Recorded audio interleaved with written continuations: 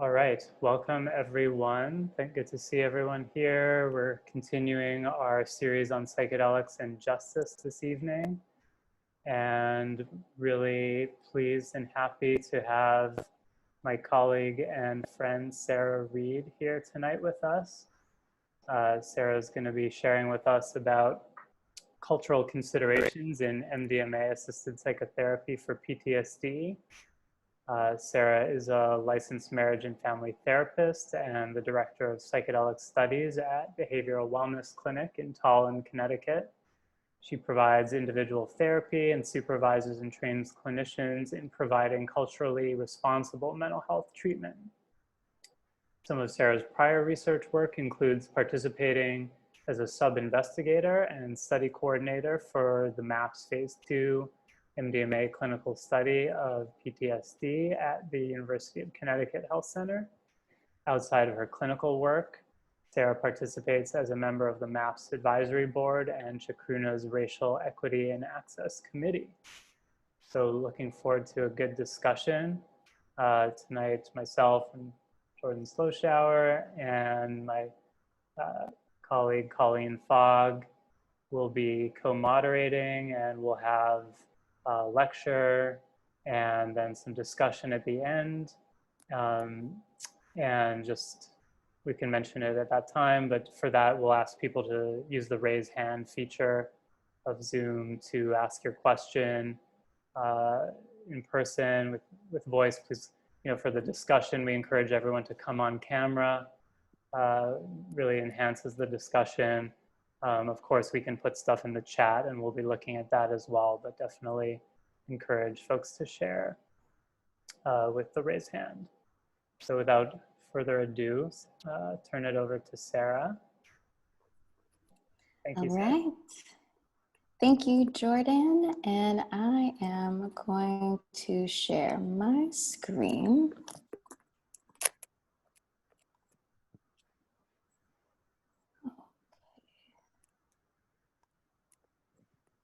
And just to confirm, a thumbs up if we can see my screen. Okay, great. So, good afternoon, good evening, everyone. As Jordan shared, my name is Sara.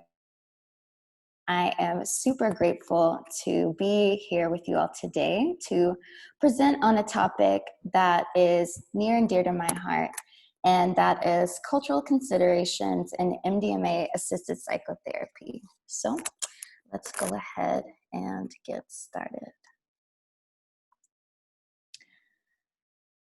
For the past few years, whenever I've done any type of presentation, for the most part, it's always been important for me to give a dedication to my presentations, just because it's important for me to not only just talk about the numbers and the statistics and research work, but it's also important to humanize the stories within the research work, or humanize the stories that that are just prevalent in underserved groups. So, in honor of Minority Mental Health Month, I want to dedicate this presentation to the Black Lives Matter movement, specifically to the movement happening in Kentucky with finding justice for Breonna Taylor. So I just want to take a moment of silence here for maybe 10 seconds to just honor her life and to just really, just to honor the justice, the fight for justice that we're in Kentucky.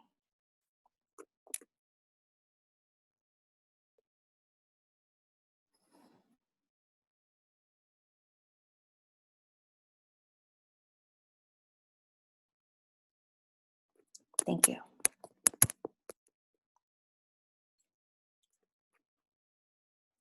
So to provide a quick overview, this is a chronological overview of my experience as a therapist in training in the MAPS MDMA therapy training program and as a therapist in a clinical trial. So we'll start with the MT1 Research Study, where I'll talk about my experience as a participant, where I took MDMA in a one-time clinical setting.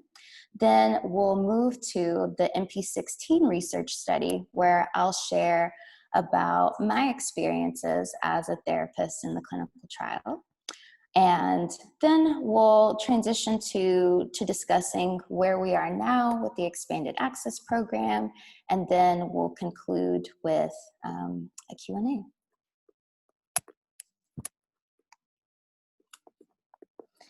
So a question that I think it's asked a lot in this work is, how did you get involved? So I want to share a little bit about my origin story of how I got involved in this work. But I first want to position myself in this conversation as first a Black woman, secondly as a native to Kentucky, as an MFT, and as the first Black woman who saw a participant in the MDMA therapy clinical trials. And this is the lens I'm going to be speaking from throughout the whole conversation. And as I think about how I got involved in this work, I often say I really believe that this work chose me and that I just accepted the call. And to give a little bit more of a background story around that, it was back in 2016, I was just about to graduate my master's program, and I was looking to continue research work specifically with Black Americans. And I knew that there were only two places that I wanted to live. One was in Atlanta, Georgia, and one was somewhere in Kentucky. So I literally just did a Google search, Black American or African American research in Kentucky, and the great Dr. Monica Williams, her name came up. And so then I sent her a cold email saying that I enjoyed her work and I would love to talk about a potential collaboration. And long story short, I started working with her back in 2016, and I still work with her till this day. And as we were developing our working relationship together, she approached me about this research study. And she's like, hey, there's this research organization that's contacted me about this research work that I think you might be interested in. Would you be interested in going to a training that's going to be on MDMA-assisted psychotherapy for PTSD?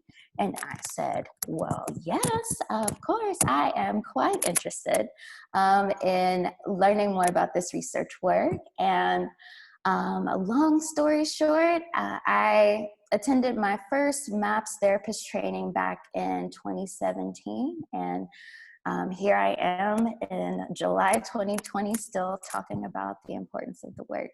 So for folks who are always interested, like, oh, how did you do it? Or kind of what can I do to get involved in the research work? I would definitely say honor your heart and what is true for you, and then the rest will follow.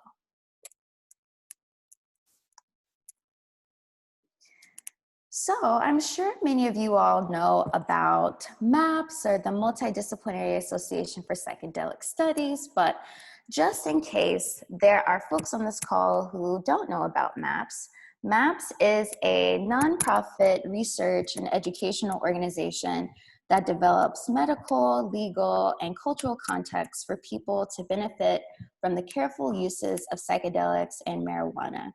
And if you want to learn more about the research work that MAPS does, you can definitely check out maps.org/research. And specifically, if you're wanting to know about the MDMA research, you can follow them as well, or use that website as well to look at that research.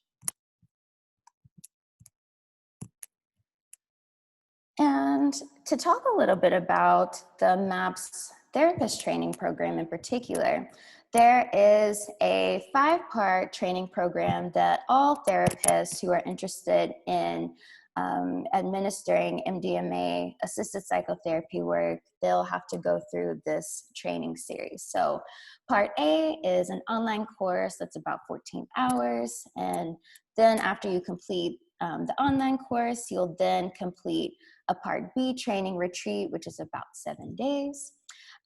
Then following part B, you'll complete part C, an experiential learning, which part C is going to be the part of my MAPS therapy training experience that I'll talk about today. And then following that, you'll do a part D, or a practice session with your co-therapy team. And then part E is supervision and evaluation. And with that, folks, you'll just meet with the MAPS supervisor, and that supervisor will make sure you're adhering to the requirements within the therapy treatment. And if you're interested in learning more about how to become a MAPS trained therapist, you can search for mapspublicbenefit.com oh my gosh, mapspublicbenefit.com/training to learn more about how to become a therapist. All right, so let's get into part C, the experiential learning. So the title of that study is MT1 Study, a phase 1 placebo-controlled, double-blind, multi-site crossover study to assess the psychological effects of MDMA when administered to healthy volunteers. And some of those study objectives include to measure the psychological effects of MDMA in an MDMA-assisted psychotherapy session, to compare the effects of MDMA with the effects of a placebo or a sugar pill given during 2 sessions. And another objective includes to expand the knowledge and skill of co-therapists or wishing to conduct MDMA-assisted psychotherapy research. And for me, I am grateful to have been eligible to enroll in this study, because the lessons that I learned during this experience were really instrumental for me in learning the therapy material in a deeper way, as well as some of the subjective effects of the medicine, or I should say drug. And to provide a quick overview of what that study entailed, I flew out to one of the sites for a week and participated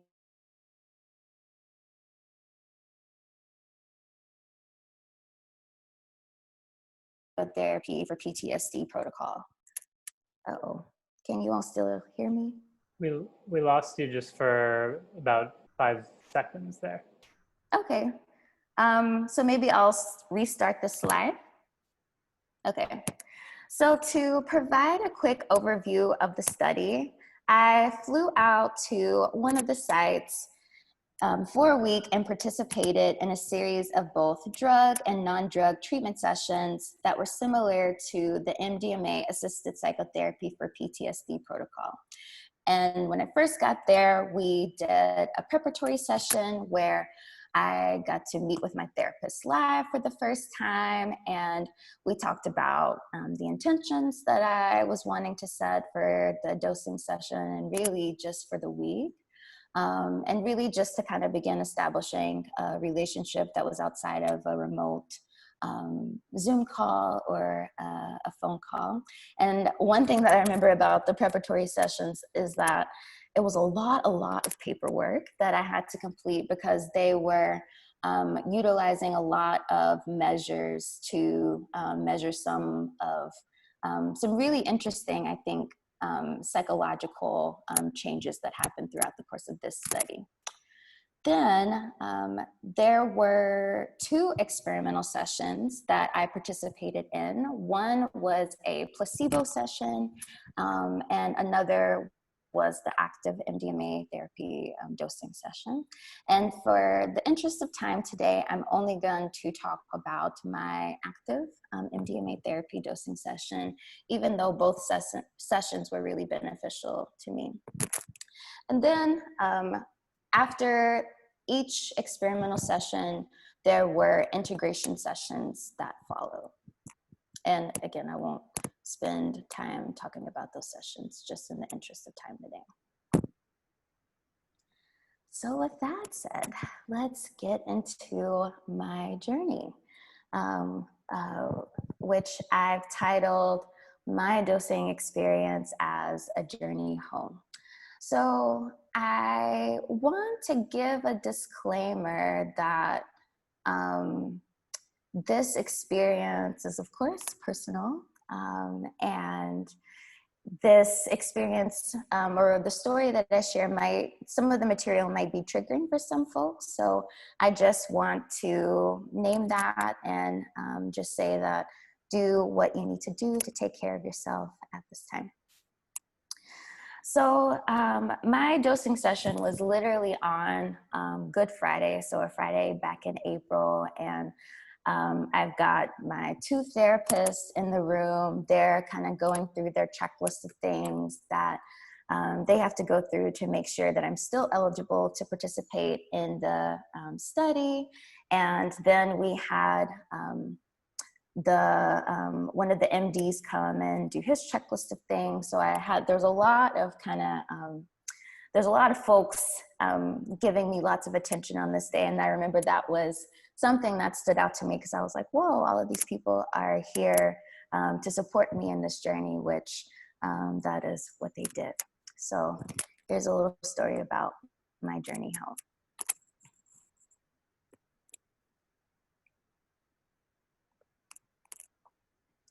I feel like I'm dying, but it's okay.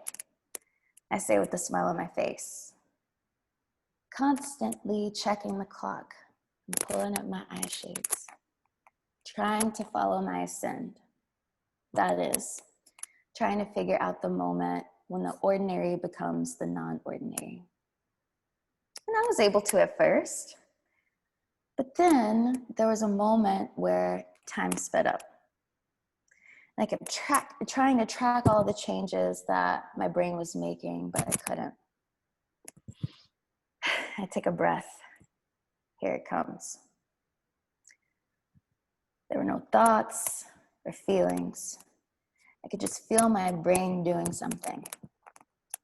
Everything happening so fast, I couldn't keep up.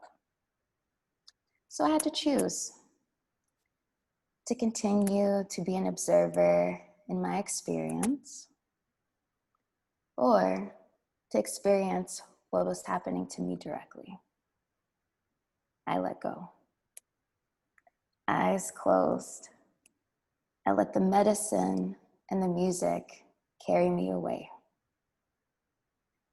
And shortly thereafter, my deceased grandmother appears, imparting her wisdom not only for me, but for my mother.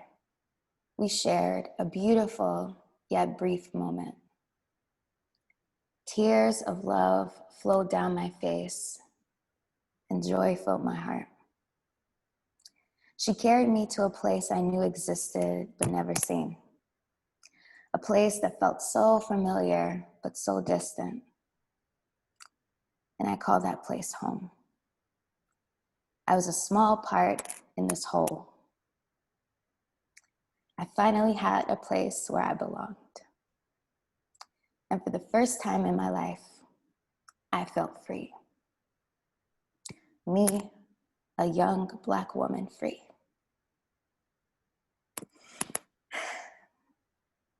I continue to climb higher, energetically, spiritually, and start to notice the heaviness of my body, that my body was somehow slowing me down.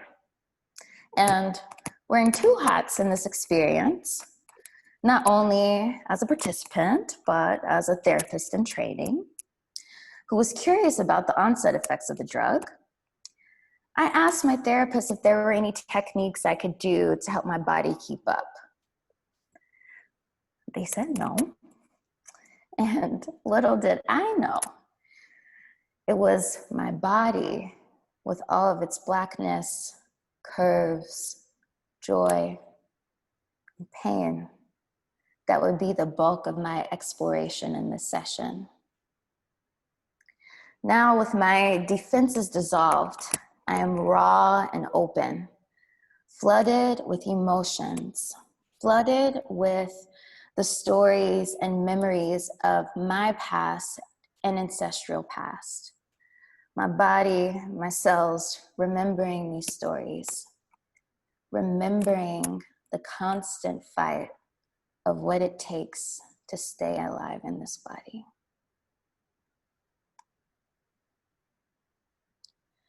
As a Black woman, I've had to learn how to navigate this white American world in order to survive. I've learned the language, the mannerisms, the performance of whiteness. And I underestimated how much those learned behaviors impacted me. And some of y'all might know that narrative, that you've got to be twice as good to get ahead or to get noticed, or to not be too loud, or to play nice, to be polite. Don't wear this, or people are gonna lust after you, or don't do that. Do you know what those narratives can do to the psyche? To say that you have to deny parts of yourself in order to be accepted, to not be harmed. I've learned this is what it takes to be accepted through the white gaze. It is distortion. And living that distortion is its own kind of suffering. So I had to come back to these stories. And you know, those adaptive ego defenses that helped me not react to every micro or macro aggression that came my way. Those defenses that have been a necessary part of my development to withstand the isms of this life. Those defenses that helped me survive the only world I knew no longer worked. So I was forced to reconnect with the stories of that 27-year-old body in a way that I had never done before. So I had to really learn how to be back in my body.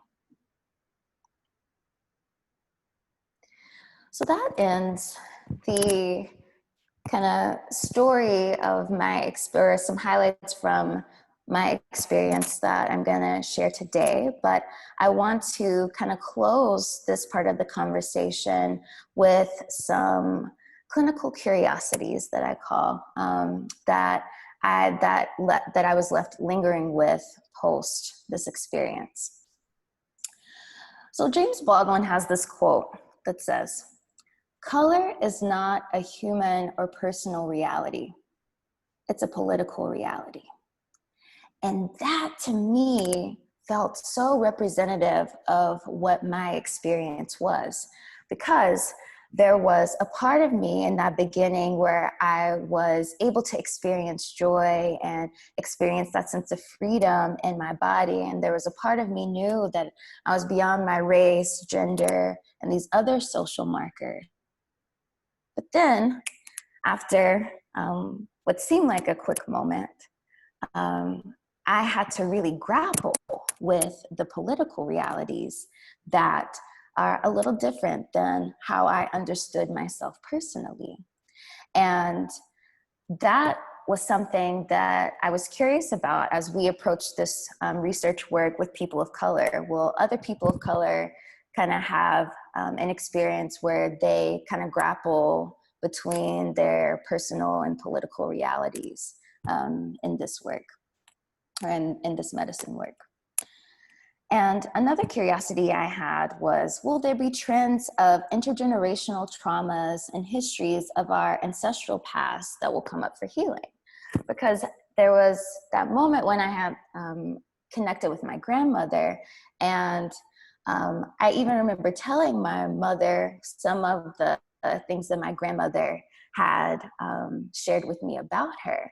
And to me, it was such a powerful moment because it demonstrated the power of potential intergenerational corrective experiences, or just repair that can happen between generations as a result of someone going through an experience like this. And the last curiosity that I'll mention for today is knowing that our body is an incredibly powerful resource, and it can really be our ally in this world. And sometimes I even say that our bodies are kind of what keeps us here in this dimension. And so for me, moving forward, with this more embodied knowledge and this embodied presence, I knew that it was paramount to always ask about the potential somatic manifestations of trauma in my clinical work, because I knew that sometimes the body stored things that the mind can bypass. So with that, I'm gonna shift gears a little bit. And so we've just discussed my experience as a participant in taking MDMA in a one-time clinical setting. And now we're gonna move towards my experience as a therapist in this work. And this question of, can MDMA therapy heal racial trauma, was a question that our research team was looking to answer. And before we get to talking about the details, what we specifically did as a site, I want to give a quick overview of the MP16 study. So this study was titled the Open Label Multi-Site Study of the Safety and Effects of MDMA-assisted Psychotherapy for the Treatment of PTSD. And in this protocol, there was a combination of both drug and non-drug treatment sessions. So participants went through a pretty thorough screening process to determine their eligibility. And then they completed a series of preparatory sessions where their eligibility was still being in the kind of process to confirm. And then following the preparatory sessions, there were a series of experimental sessions as well as integration sessions that followed. And the primary outcome measure that is used in the study, or was used in the study, I should say, was the CAPS-5. And to talk a little bit about the subjective effects of MDMA, it takes about 30 to 60 minutes to feel its effects. The effects peak about 1 to 2 hours after consumption, and the effects last about 3 to 6 hours. Some study participants reported heightened senses, slight changes in perception, increased positive mood, changed meaning or significance of perceptions, increased access to emotionally intense material, and increased interpersonal trust and compassion for self and other.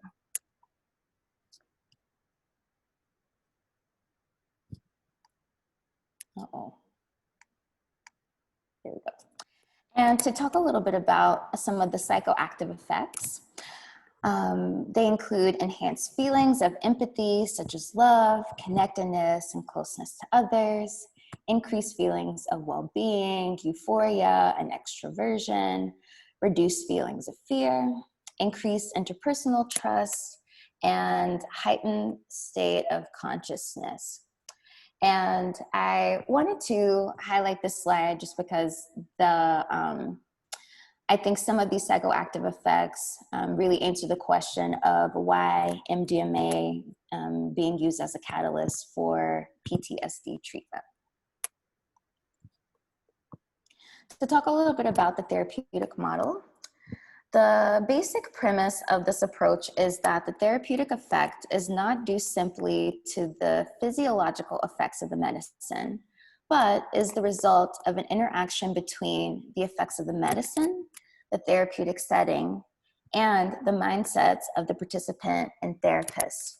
And I want to highlight this slide too, because it's important to really honor the synergy that happens between the drug, the participant that comes in, as well as the mindsets of the therapist, that kind of all of these kind of cultivate the container for healing, that it's not participants just being passive in their healing process, but participants are really active in their healing journey, and therapists are supporting that process.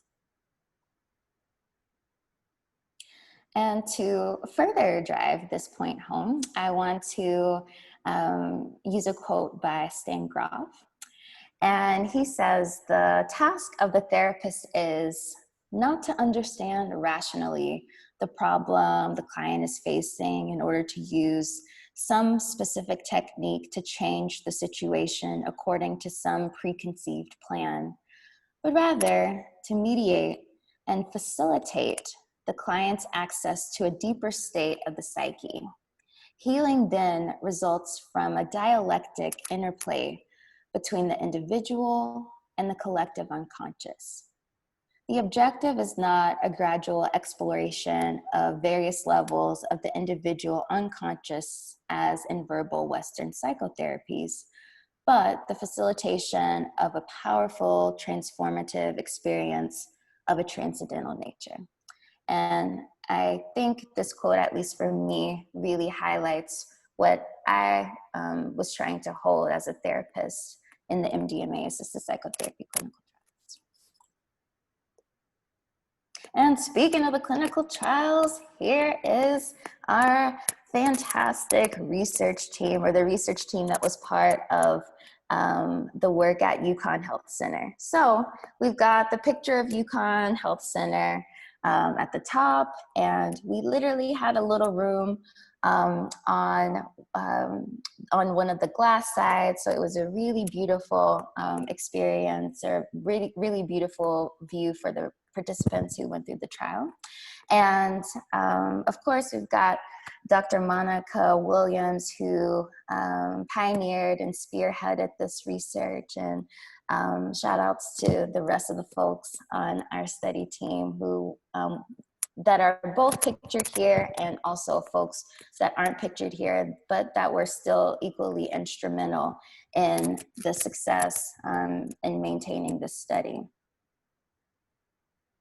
Literally moved my entire life to be part of this research work. I was, like I said before, I had reached out to Dr. Williams and started with her at a site in Kentucky. She told me about this research work. I was like, yeah, I've got to do it. So I literally moved from Kentucky to Connecticut solely for this research work.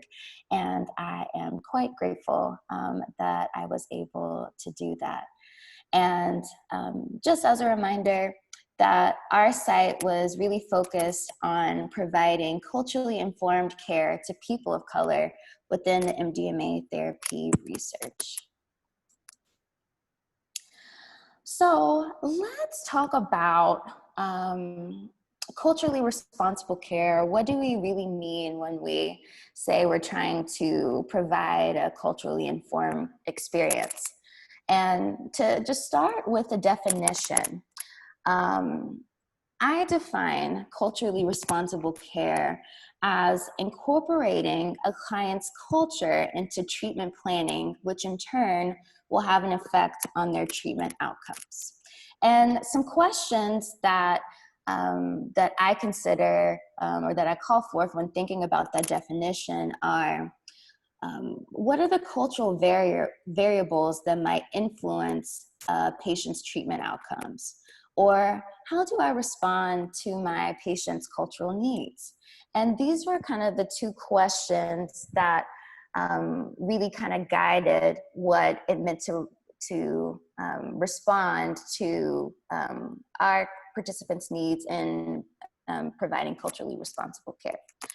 So one of the first things that we did was we changed parts of the informed consent language to be more culturally sensitive. So, for example, let me go back. Okay. For example, in the informed consent, the dosing sessions are called experimental sessions. And because we acknowledge the historical harms and we were sensitive to the historical harms that have been specific to folks of color, not just broadly, but like with a common example like the Tuskegee experiment, but really being sensitive to the harms that have already happened in clinical research as it relates to psychedelics. And to give a couple of examples of that, in the 1950s and early 1960s, there was an agency that gave mind-altering drugs to hundreds of unsuspecting Americans in an effort to explore the possibilities of controlling human consciousness. And in one case, a mental health patient in Kentucky was dosed with LSD continuously for 174 days.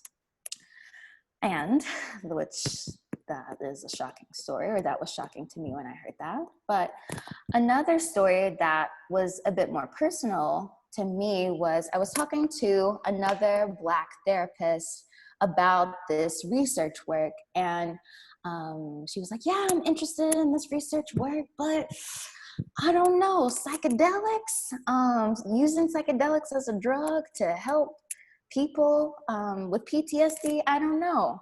And she ended up sharing a story with me about a Black man who used to walk her neighborhood, who had schizophrenia.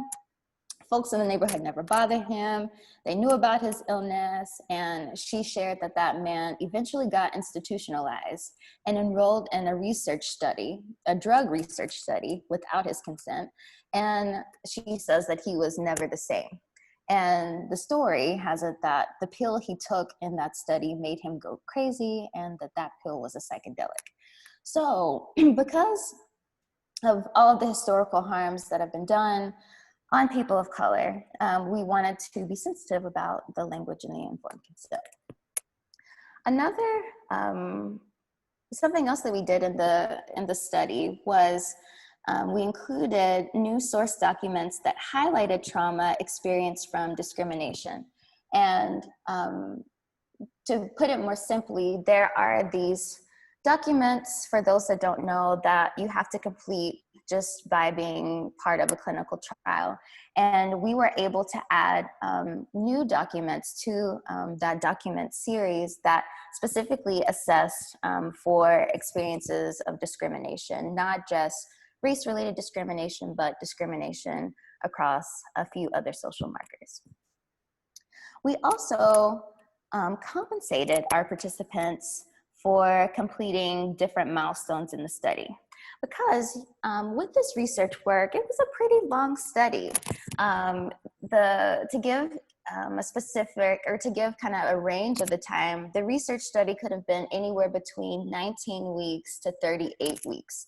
So people were really spending a huge chunk of their, even though the sessions were short, hour and a half-ish sessions outside of the dosing sessions, which were 8.5 hours long, we acknowledged that participants were really investing a lot of time in the study. And specifically in thinking about racism and the structural nature of it, we thought it would be important to be able to compensate participants that might needed to take off from work, or participants that might have needed to take off from school or work study, that we wanted to, this was our attempt to acknowledge the disparities that sometimes exist for folks of color. We also included more music with religious chants. And we also heard of another site doing this, I think one of the abroad sites doing this, just to really make the experience more culturally informed. And I can say for at least one of the participants that that was really a useful add. So let's talk a little bit about recruitment and retention.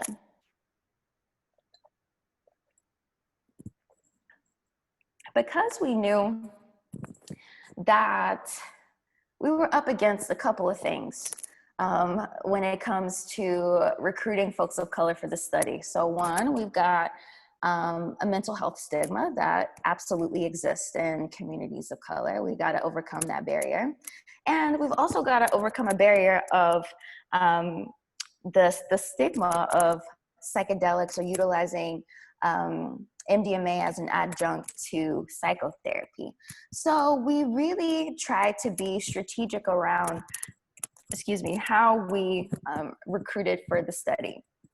And one disadvantage that we actually had as a team was that none of us were native to Connecticut. So we really didn't understand the heartbeat of the community like a native person would. And so we started to give talks on podcasts. Shout outs to the Nod if you all are interested in listening to that podcast talk titled Can MDMA Therapy Treat Racial Trauma? That talk features myself and Dr. Monica Williams, where we kind of explore the answer to that question. And I share a little bit more about my MDMA therapy experience on there too. And so we started doing lots of podcasts and talks about it, but we really weren't kind of seeing the recruitment for folks of color coming in like we wanted to. So we reached out to some to Connecticut, and we really, who was a man of color, and we said, hey, is this therapy treatment, is this something that people in your community would be interested in? If so, what would you recommend? And, or how would you kind of approach recruiting folks for this research study? And from that conversation, we identified demographic specific recruitment strategies that were going to be really useful for the kind of geographic area that we were at. So, and hey, that, Sarah, yeah. We just missed, who did you reach out to ask about that? Yes, so it was a man of color. I didn't mention his name. So it was just a man of color who was native to Connecticut. Got it. Thank you. So someone from the community, we talked to him, and I mean, very casually, we met at a coffee shop, and we just got more information from him around just to learn more about the community. And from that conversation, we determined that we were going to specifically target young, progressive folks of color who, again, one, might be more receptive to receiving mental health treatment, and two, those that might be a demographic who might be more receptive to utilizing a drug-assisted therapy. And one more thing that I want to mention on this piece is that, of course, like our mission was to provide a culturally informed experience for people of color, but people of color is a very broad term. And the recruitment strategies that might be more relevant for a 50-year-old Asian woman might look a little different than a 25-year-old Black man.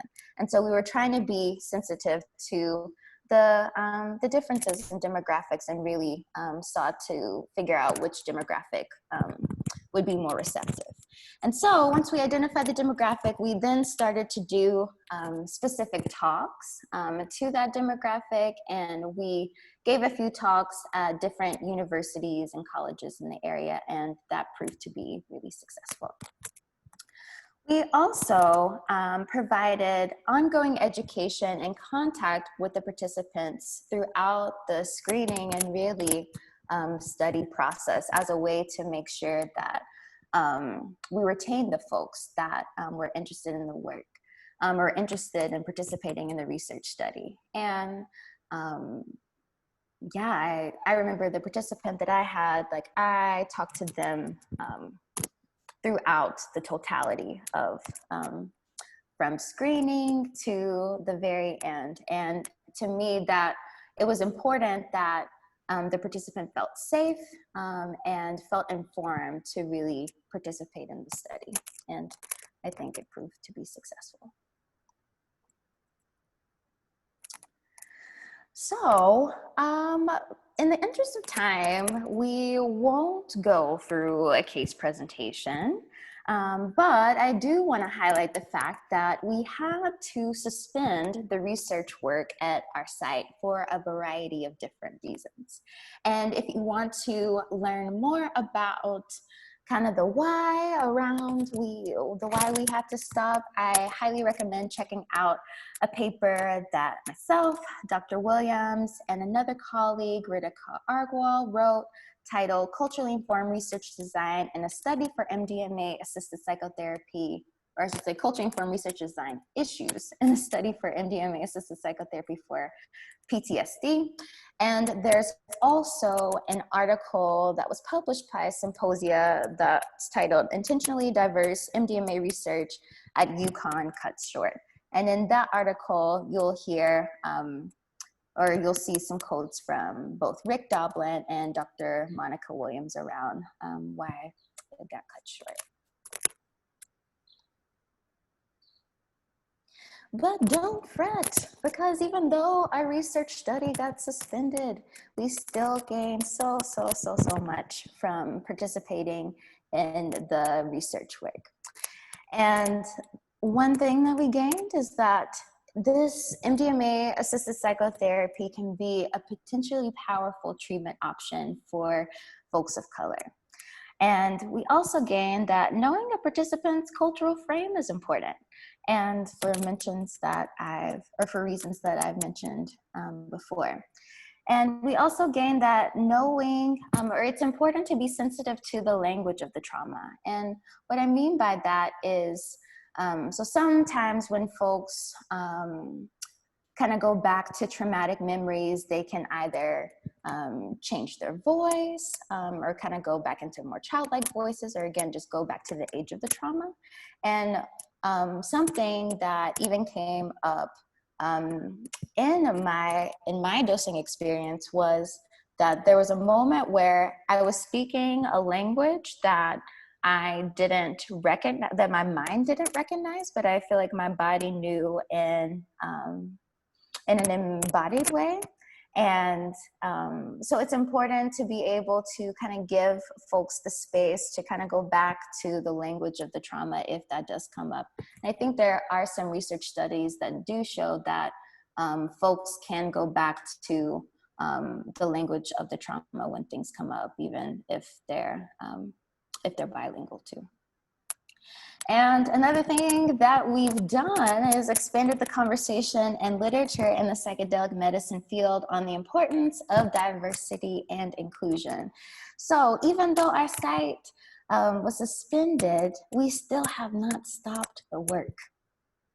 And we have done so many talks that I would not be able to capture all of them on one side, but we really have kind of become therapist advocates, I think in a way, and really have done advocacy work on the importance of diversity and inclusion in the psychedelic medicine field and in psychedelic assisted therapies.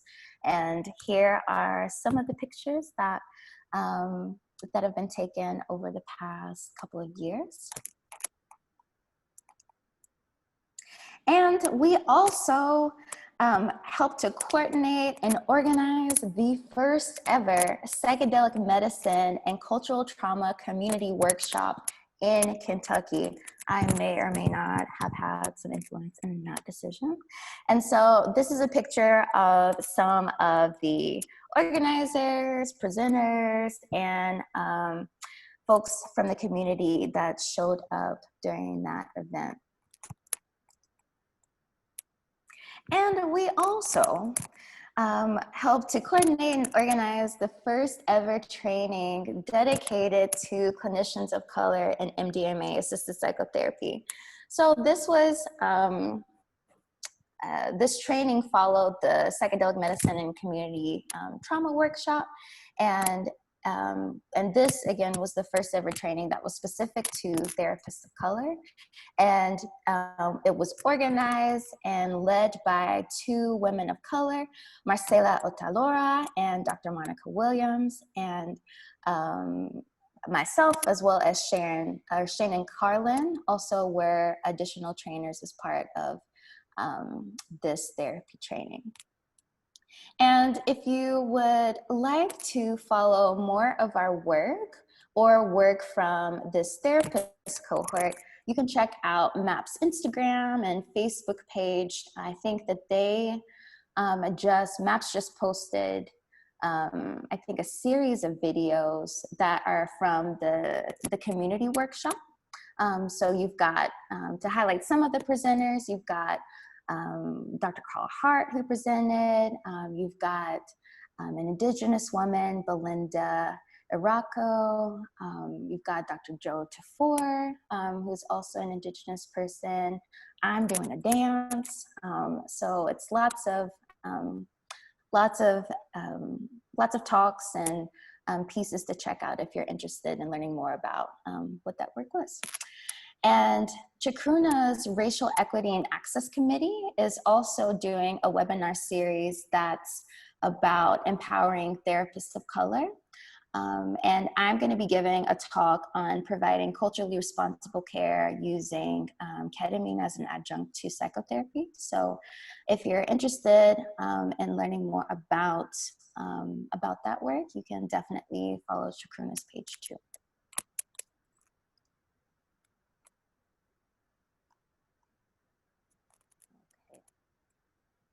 So, moving on to where are we now? Fantastic, fantastic question.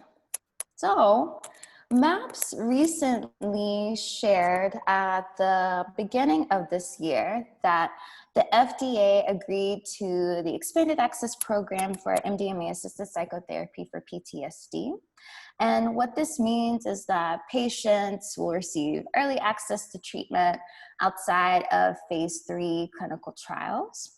The program will also enroll 50 PTSD patients at up to 10 sites all across the United States. And the sites for expanded access haven't been posted yet, but if you're interested in following which sites are selected or where expanded access is going to happen, I recommend to going to maps.org and doing a search on expanded access where you can find more information about that. So as I begin to close my talk, there are a few or a couple questions that I was left lingering with as I was constructing this presentation. And the first that I want to address is, how do we maintain cultural sensitivity in the process of medicalization? And the first thing that came up to me, or for me, is that, you know, psychedelic assisted therapies are not going to be for everyone. And even when I talk about cultural sensitivity, I'm not just talking about folks who have different racial, or who are racially, or who have different racial ethnic makeup. When I talk about cultural sensitivity, I really mean thinking about the whole person. So a person's race, sex, or gender, where they grew up, the education that they have, where their geography, their ability, that to really kind of take all of these social markers into consideration to really kind of answer the question of, is psychedelic assisted therapy right for a person? And again, I personally believe that psychedelic assisted therapies are not for everyone. But for folks who are eligible and for folks who are in need of it, then we definitely can rethink and reimagine how we provide access to these treatments. Another thing that I thought about in answering this question is we've got to really look at where we are in the psychedelic medicine field as it relates to cultural sensitivity. And the psychedelic field, in my opinion, seems to enjoy making diversity feel sexy, or it's kind of like these buzzwords. And now with the hypervisibility of Black pain and with the Black Lives Matter movement, a lot of folks are kind of being forced to think about these issues in a different way. And while the psychedelic field or medicine field, I should say, seems to enjoy making diversity feel sexy, America literally marginalizes, exploits, and jails Black people and other folks of color for the exact same things it's profiting from. And these medicines can help us heal, but we really got to ask the question, who is us? And we got to talk about how the war on drugs has disproportionately impacted people of color and poor folks. And we've got, again, in my opinion, call for more collaboration between folks in drug policy, decrim, and the psychedelic medicine movement. And I think that, at least from some conversations I've been privy to, that collaboration is starting to happen. And to drive that point home further, I think we really got to think about healthcare more intersectionally. So really thinking about healthcare, access to healthcare, and criminality, specifically in psychedelic medicine, is something that comes up for me.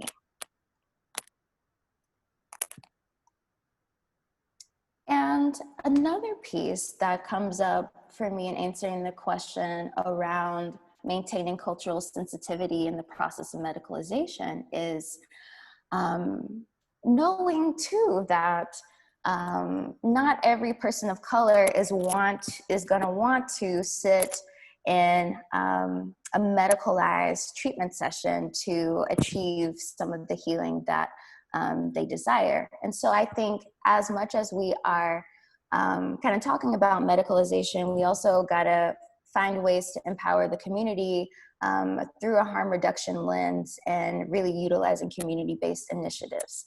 And to kind of drive this point home, there's this quote by Naima Penniman that I thought really illustrated that beautifully. So amidst the whipping winds and surging water, the oak tree held its ground. How? Instead of digging its roots deep and solitary into the earth, the oak tree grows its roots wide and interlocks with other oak trees in the surrounding area. And you can't bring down 100 oak trees bound beneath the soil. So how do we survive the unnatural disasters of climate change, environmental injustice, over-policing, mass imprisonment, militarization, economic inequality, corporate globalization, and displacement? We must connect in the underground, my people. In this way, we shall survive.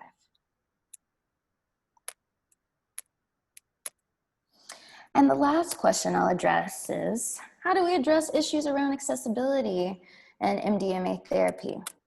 And I wish I had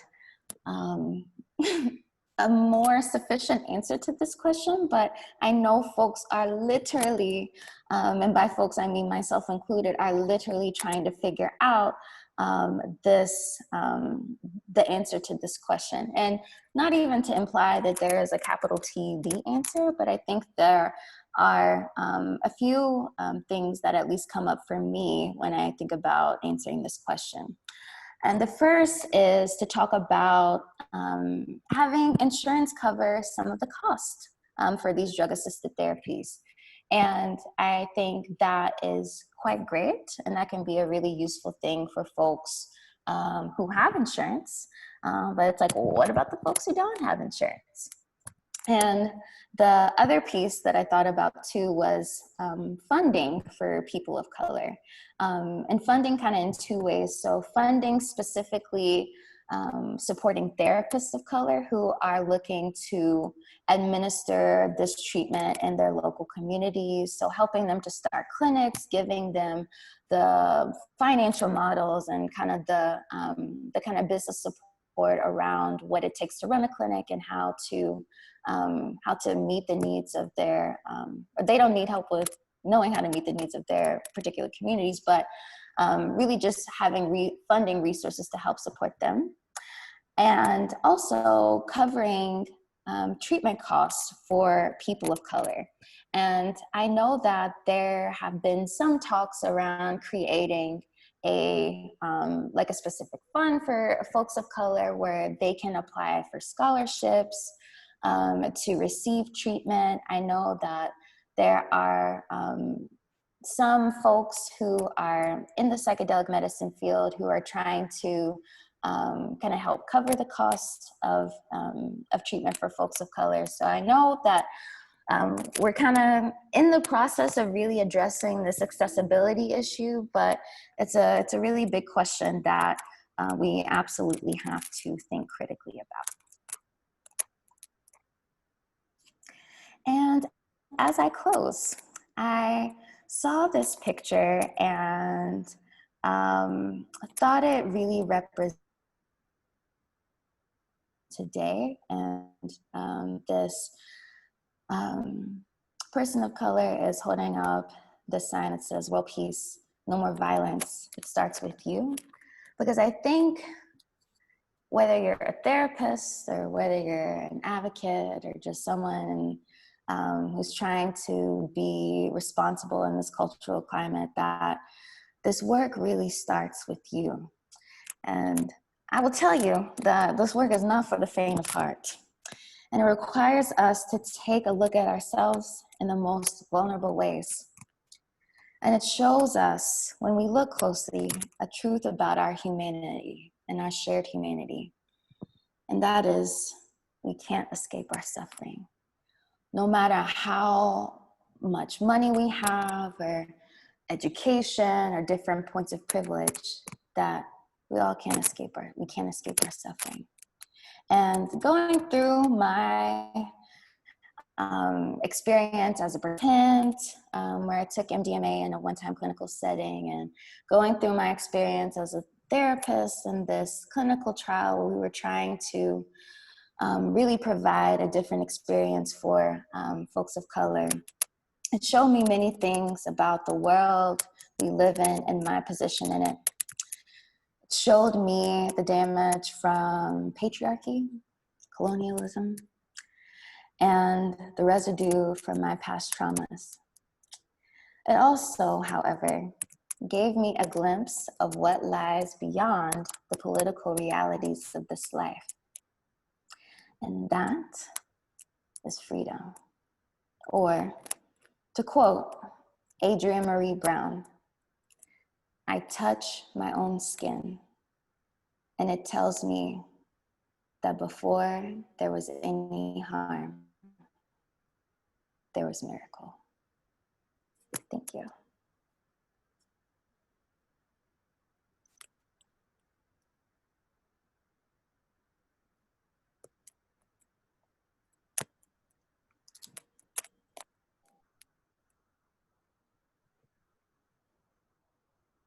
Maybe I should keep it up. Thank you, Sarah, so much for that presentation. So beautiful. On that quote, really powerful.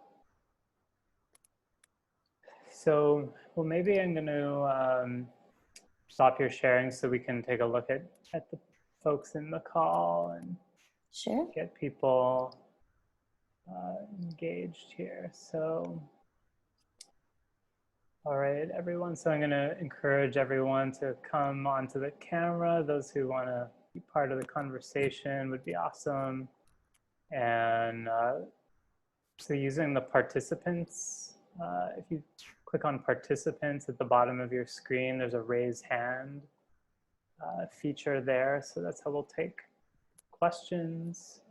We can also look at the chat if you want to put things into the chat, and I'll unmute you once you, Colleen or I will call on you once it's your turn. So,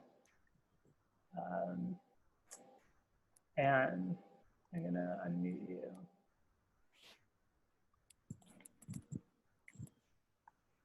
Thanks. So I had to come in a little late. I'm so sorry I missed the beginning of this, but you said something at the end that it just really quickly, and I wanted to know if you could explain it more, which was you were talking about access to healthcare and criminality. Mm-hmm. So could you just say what you were thinking?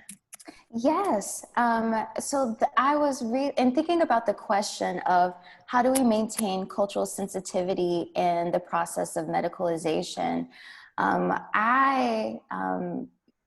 What came up for me is we really got to rethink healthcare, because if we look at healthcare as a system, the healthcare system is inherently racist and classist, among a few other things. And so we've really got to think, in my opinion, more intersectional around healthcare solutions, and really think about them in a more systems-based way. And so in thinking about particularly how does criminal justice reform, how does that intersect with the psychedelic medicine field? Right?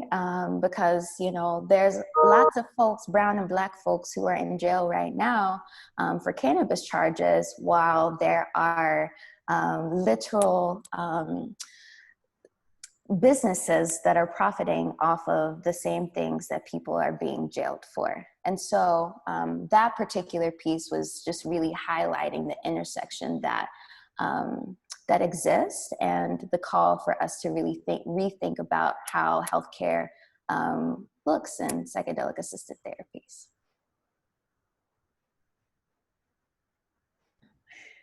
Okay, thanks. Do you have any sort of specific thing, like I completely understand that example about folks being in jail for the same thing that other people are profiting from. Mm-hmm, mm-hmm. But what would thinking about that or reforming the healthcare system in a kind of, what would that look like? You know, that is a question that we are trying to answer. I've recently been selected to be part of this leadership committee in Kentucky that's called the Anti-Racism Coalition of Kentucky, where we're literally trying to uproot institutionalized racism in these different sectors. And as part of the healthcare sector, I've been really kind of thinking about this question and really, what does that look like? I mean, so I think the answer to that really looks, it really kind of depends on where I think the background that you have and like what you have access to. So some folks, for example, might look to changing policy or leading policy at the state and local level to try to address some issues. And there's a really fantastic article that I can share in the chat just around healthcare disparities and ways to kind of address these issues systemically, whether it's through policy or whether it's through community-based initiatives, like really empowering the communities to, first of all, figure out, for them to say what their needs are, and for folks in power to listen, and for folks in power or with different points of privilege to really give folks in the community the resources that they need to really be self-sustaining. So I can find the article and share it in the chat.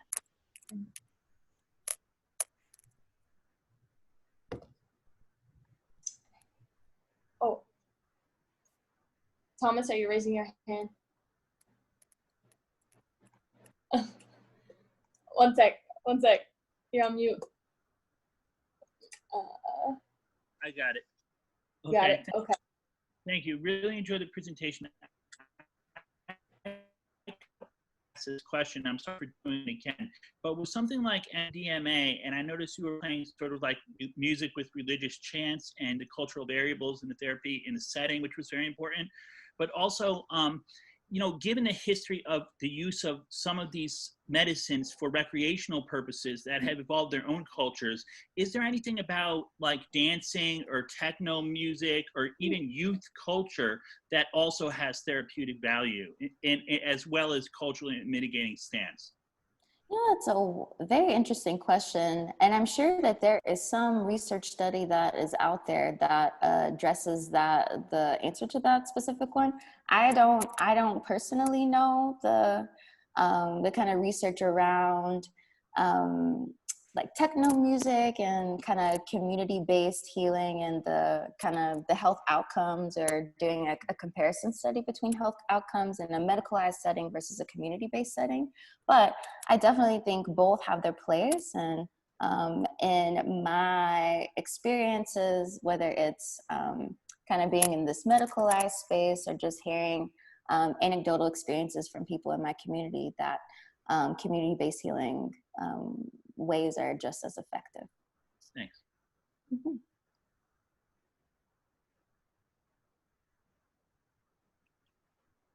Sarah, I have a question. You were speaking about empowering communities, and here in New Haven, our community is about 1/3 Black, 1/3 Hispanic, 1/3 white. We're trying to build psychedelic community here. So do you have any suggestions for how we can reach out? I know you said you spoke to somebody that you met in a coffee shop. Is that how you say we go about things? You know, just go out and talk to our neighbors? Like, how do we get everybody involved? Yeah, so so just to clarify, you're asking about how do we get more people from the community involved, or you're looking to get like some more, like more Black folks involved, more brown folks involved? Yeah, Okay. yeah, like, so how do we approach? How do I approach? Yeah, I mean, I think it really takes authentic relationship building, and it takes time. So I run into a lot of well-meaning white folks who are like, yes, like, let's like come together. We want to support. And the approach, I think, the intention can be good, but I think sometimes the approach can be problematic and sometimes even harmful for folks in the community, specifically Black and brown folks. And so if I were to give any kind of advice or recommendation, it would be to utilize the networks that you have within the psychedelic community first. And then if you know folks of color who are part of that community, then kind of reaching out to them and saying, hey, this is something I want to do. Bring a friend. Or do you think some folks of color would be interested in joining the group? Because I think you also got to look at the group and how your group is structured, because there might be something that you're doing that might be turning people of color off, and then maybe even in subtle ways where people like look at your website or look at your Facebook page and they're like, nope, that's not for me, or that's kind of a group for white people. And so I would really say, look in your network and start there, and then just be patient in the process. Cool. Thanks. I'm gonna call next, I think, Benoit, who has the question. So. Okay. Hello, thank you, Sarah, so much for sharing with us today, especially your personal piece. That was very, very touching. My question is somewhat related to the question that Colleen just asked, but on maybe a more macro level. And I don't want to get too down the rabbit hole of what happened with your study at UConn. But I know one of the things in the African American community in the United States that is a central part of the community at large is the institution of historically Black colleges and universities. Mm-hmm. And I'm wondering, to what extent has there been outreach to those communities and that academic community about this work? And if not, what, in your opinion, needs to be in place for that to be done? Mm-hmm. So to my knowledge, as it relates to the MDMA therapy work with MAPS, we haven't done demographic specific outreach to HBCUs. And we probably would have done it if we were, I guess, maybe closer to one. But yeah, I don't even mean from a participant perspective necessarily, but just from an advocacy perspective, highlighting the fact that this work is going on and it could be highly relevant to, you know, to communities that they potentially serve. yeah, I would say, so the questions around just reaching out to Yeah. HBCUs, definitely. There's a lot of movement going around around just minority mental health. There's an incredible organization called BEAM. I'm not going to remember the acronym, but if you all research them online, they have really fantastic and incredible work. I think they've just been featured on BET and I think other few Black specific networks and organizations. So to me, being able to just build partnership across, even just with people, you know, I'm always kind of an advocate for like peer-to-peer, colleague-to-colleague network building and support, because I think you can do a lot just with the folks that you already know and you already have in your community. And then as you kind of continue your work, you'll be able to kind of target the groups or the universities or the folks that you want to contact because your exposure will increase. So if there were, I don't think I have any recommendations on a specific strategy other than utilizing the networks that you have and the people that you know who might have specifically folks who graduated from HBCUs to present it to them first and then see if they can build a connection. Thank you. Yeah. Thank you. I'm gonna call on Olivetta to ask her question. Can you hear me? Yes. Hi. So I was curious. Great presentation, by the way. I really loved that. Thank you. Thank you. Uh-oh, I can't hear you now. Oh. Can you hear me? Yes. Yes, I can hear you Okay, now. sorry about that. But I was curious in terms of like if there has been exploration or thought around like almost finding, you call them healers or therapists, you know, MDMA trained therapists within these like communities, because you know that things around like racial trauma kind of speaks to a kind of like collective trauma, sometimes best understood within the context of that culture, and sometimes can only really be, it deepens the interconnectedness when there is a shared understanding on many levels. And I wonder if there's work around just like purposefully like creating or like or intentionally bringing up or like mentoring like people within this culture that would be interested because they only can speak to their own like, you know, small societal traumas. Yes. So there is actually a group of us that are trying to figure out how to address this question specifically on creating a network of providers who provide psychedelic assisted therapies, or really I should say ketamine assisted therapies, or maybe even MDMA assisted therapy within the expanded access program. So it's definitely something is happening in the works, but there are, I want to say, can I remember their name? I think maybe MAPS has a way for you to look up therapists that are specific to integration, but a lot of those therapists are white. I know that there is another psychedelic organization that is trying to create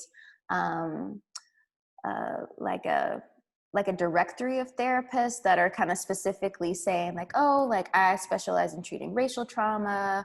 This is my racial ethnic background, et cetera, et cetera. So I know that folks are in the process of trying to create solutions and create access and create just education, access, and a directory around specifically therapists of color who offer this treatment, because there are very few of us, at least I'll say in the above ground world, who are exposed to and doing this work. I'm going to read question in chat. It's, has your work altering the study to provide culturally responsible care influence other areas of clinical research unrelated to psychedelics? Ooh. I'm gonna have to think about that one. Other areas of clinical research, I would have to say no, just because the only clinical research work I've done is within the realm of psychedelics. But I would say it absolutely has, I think, shifted me in my own work that I do just in traditional talk therapy.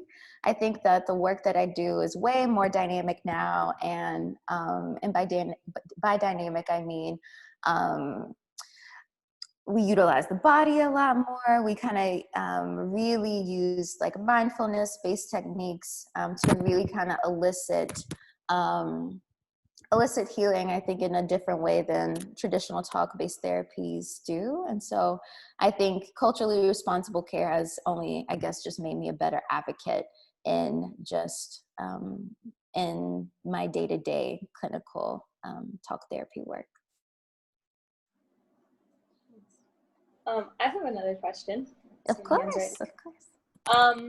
So in doing clinical research, race and ethnicity, how are they prescribed?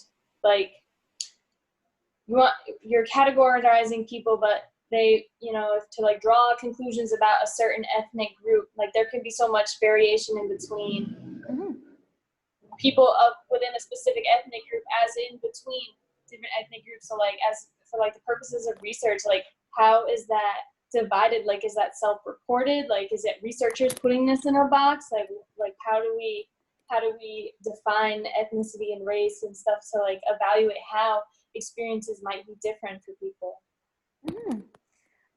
So clients, or I should say participants in this case, always select their race. They self-select how they racially and ethnically want to identify. And we then utilize that, or I'll say in particularly in the MDMA therapy research work, we kind of utilize that the themes from this participant's racial and ethnic group absolutely came up throughout the totality of their treatment or their treatment.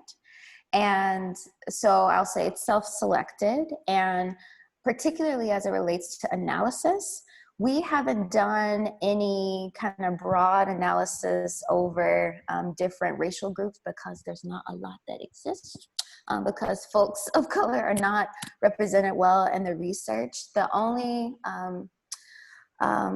papers, to my knowledge, that have been published, particularly within our team, have been individual experiences. So I know that there might be a case presentation that's coming out around a participant in our study, and don't want to give a defined date, but sometime in the future.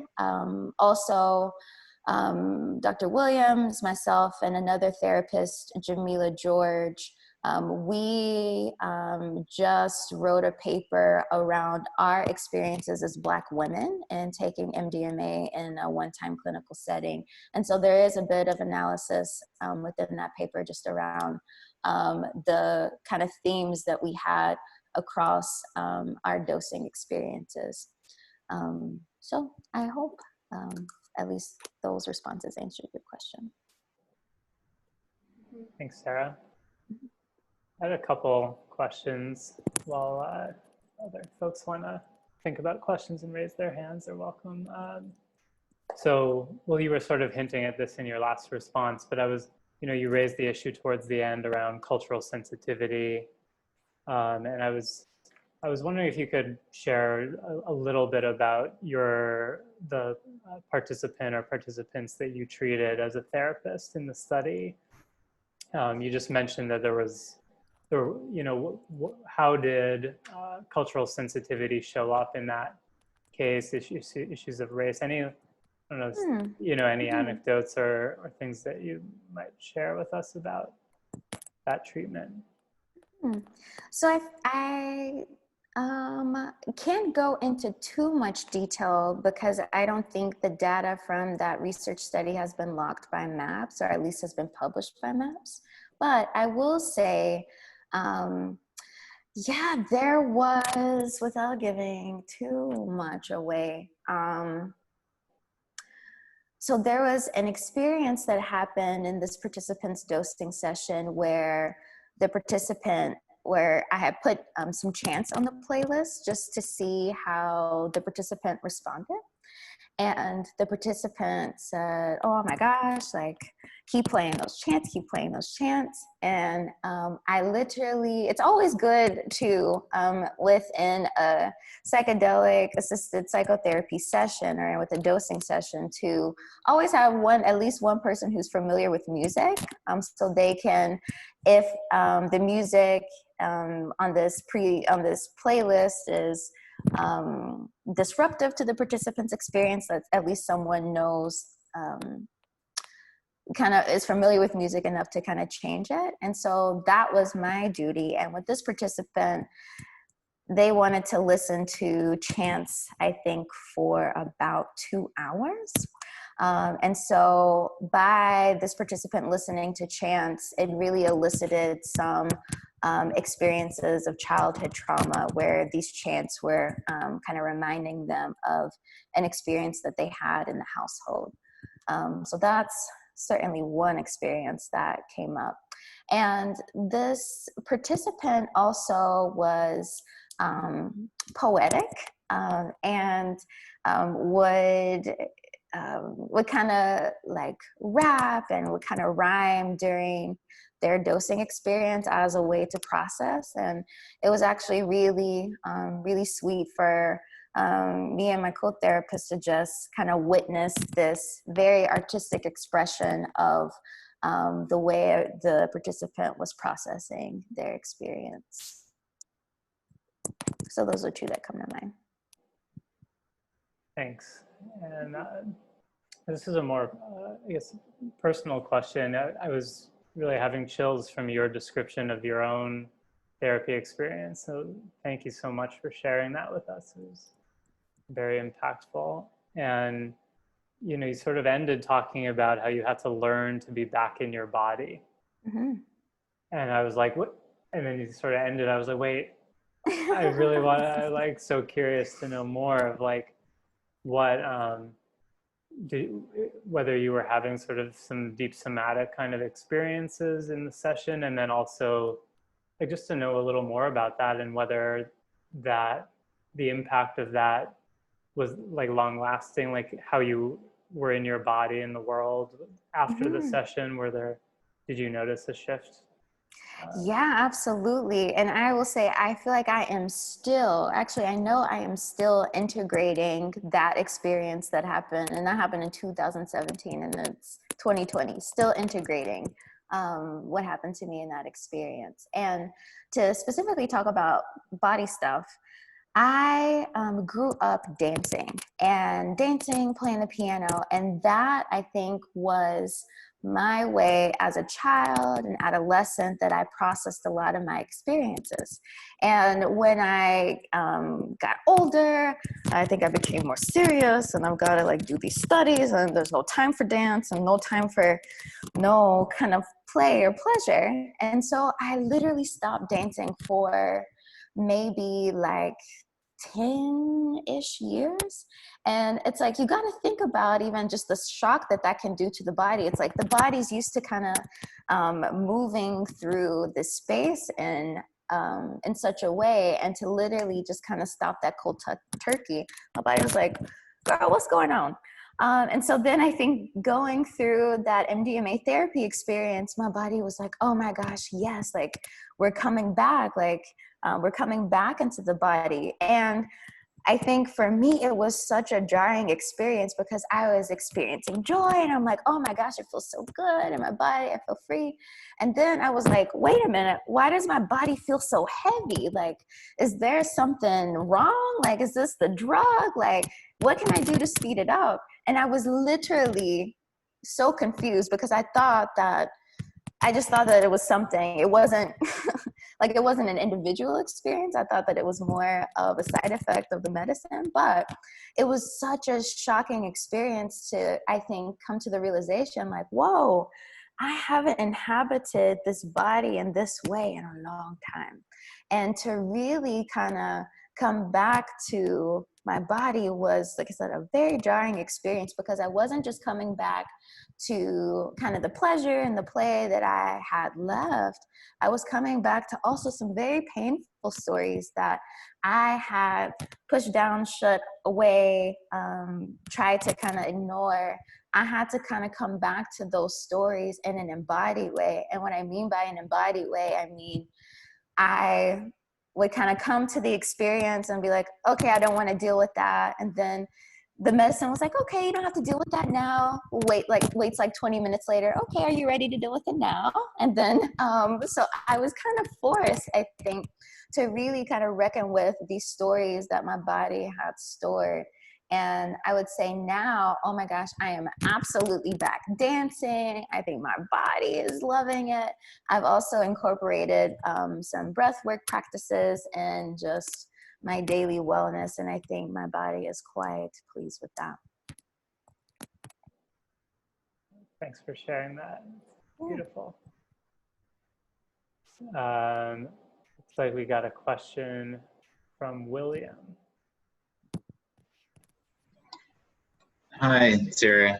Thanks so much for being here. It was so great to hear your story and also your insights.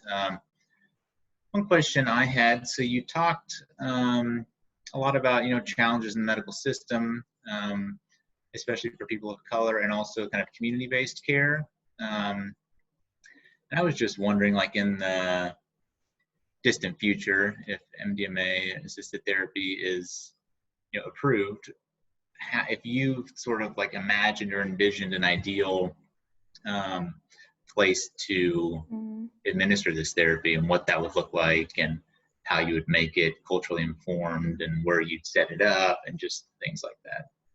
Yeah.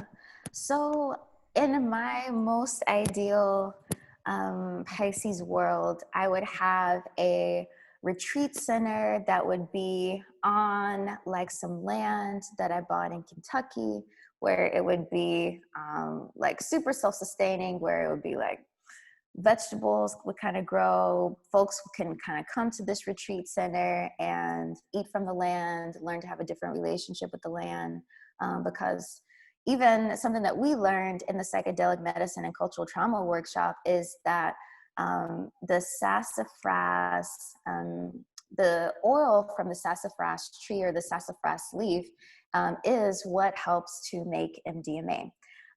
And the sassafras tree is indigenous to Kentucky. So I think there was a lot of kind of synergy around the community workshop in Kentucky, as well as the therapist training in the sassafras tree. And so I bring kind of that up to say in an ideal space, or it would be a community space where folks could get treatment. Folks could also get, develop a different relationship with land, and that the folks that we treat, or that the providers actually reflect the demographics that we are looking to treat. Because I think right now with the psychedelic medicine field, it's predominantly white, and there are just some challenges with kind of doing treatment through that lens. And so I think the treatment, it would be lots of a variety of different providers. We would do some do some activities that might help to cultivate a different relationship with the land, as well as help folks to get some healing. I would also add integration or healing circle groups, because I know that one thing that we've been thinking about as a research team, as well as some feedback from a participant, is like, hey, we've gone through this very sacred, very intense experience, but I feel alone. Like, who are some other people that who have also kind of gone through this experience with me that want to continue integration and continue to process what that experience is like? And so I think in the retreat center, it would also be circles that or community circles where we would hold further integration. So those are some things that come to mind.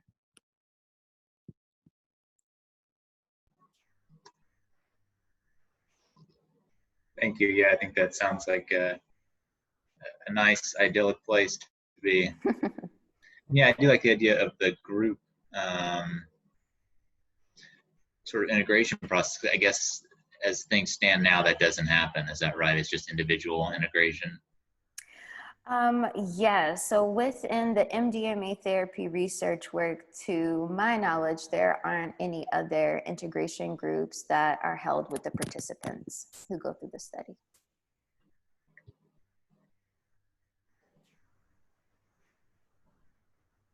I got a few more questions for you, Sarah, if we still have a little bit of time. And you mentioned the therapists of color training that you guys organized. So great that you guys held that program. And I was just curious if you had like a vision for future, sort of some lessons learned, and clearly there's a need for more of these trainings to train up a diverse coalition of therapists across the country and even internationally. And just wondering what some of the lessons you learned from being part of that, and just your thoughts about future similar training initiatives. Mm-hmm.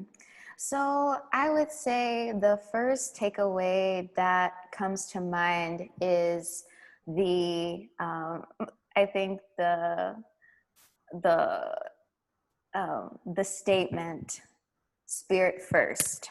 That was a statement that was threaded throughout the total therapist training experience, because I think therapists were coming in and we were trying to kind of look at this this research work and this treatment through a very like research-based and medicalized lens, and we really removed spirit from the conversation. And you had a lot of medicine folks really say, we can call the Western ways like what they are, but you can't really extract spirit from this work. And I even heard from a medicine person that if you remove these medicines from their cultural context, that the medicines might even be less effective. And so I think the kind of combination of incredible therapists that were present at the training, that it was evident to, I think, us all at the end to really honor spirit as part of this work, this medicine work. I think another thing that came to mind is that we've got a long way to go as it relates to really exploring what it means and defining what it means to provide culturally informed work within psychedelic research work. That, of course, we've started to ask questions, like really important questions, and we're in our own journey around kind of what it means to provide culturally responsible care as a field. And I think the psychedelic medicine field is really learning and acknowledging the importance of this work, but we still got a lot of work to do in really unpacking what it means. And to me, even specifically what it means as I envision kind of future studies is that there are more therapists of color, there are more people of color that are leading these trainings, and that the trainings don't have to be specialized, right? Like, we shouldn't in 2019 be having like a therapist training that's specific to training therapists of color in the communities. Like, that is like, how are we here? Like, I shouldn't be the first Black woman who like went through, who treated a participant in an MDMA therapy clinical trial. Like, that is, you know, it's just, we're at a different, we're slow in our progress, but I think it's important progress that we're making. And I'm very glad that we were able to create this container for therapists of color to really kind of congregate and say, hey, what does this work actually look like in our communities? And kind of how can we, what needs to be changed? How can we push the movement forward in a different way than has been kind of to date? And so those are kind of two takeaways, is that I don't think anyone has the exact capital T answer for, or capital A answer, I should say, for how does culturally sensitive therapy kind of look in this work, because culturally sensitive therapy wasn't included in the creation of the treatment manual. So we've started some work and we'll continue to do the work. Yeah, it's really good points. And I could imagine that having at least a number of those focus sessions that brings to light all the issues that exist in the current protocols, and then eventually those, you know, the main treatment manuals and protocols end up being infused with all the good, the insights that come out of it, and then there can be more generalized dissemination of the trainings, you know, as we talk about facing medicalization. I mean, that's one of my concerns, that if a culturally sensitive protocol is not the one that's disseminated, then that's going to be a problem when these things get scaled up and you have it being rolled out in all corners of the country where there's not really attention to cultural sensitivity. And if it's not really in the instructions, so to say, it's kind of leaving it up to, there could be some negative things that happen. I worry about that. Yeah, and just to add to this piece of what you're saying, I am grateful that we are in the kind of phase in the research of the MDMA therapy work that we're in. And I'm also slightly concerned about, you know, if this drug-assisted therapy gets approved, and folks of color are looking to get this treatment, like, how are we vetting providers who provide culturally informed care? Because people who go through this treatment, when they take MDMA, they're in a very vulnerable and kind of raw state.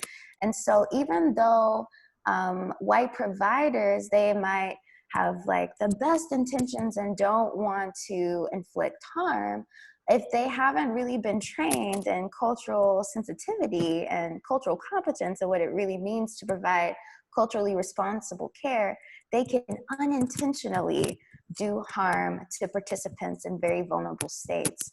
And so that's something that I constantly try to do with just educating folks just around how to vet providers around, like, if they're going to be a fit for them, and being able to kind of hold the sensitivity that's needed to kind of unpack cultural issues, because it's definitely a real issue that I think we need to address. Maybe we should create an organization. Yes. that specifically addresses these things. So we'll think about that. All right, well, last question. It's a bit of a can of worms, but I'm gonna ask it anyway.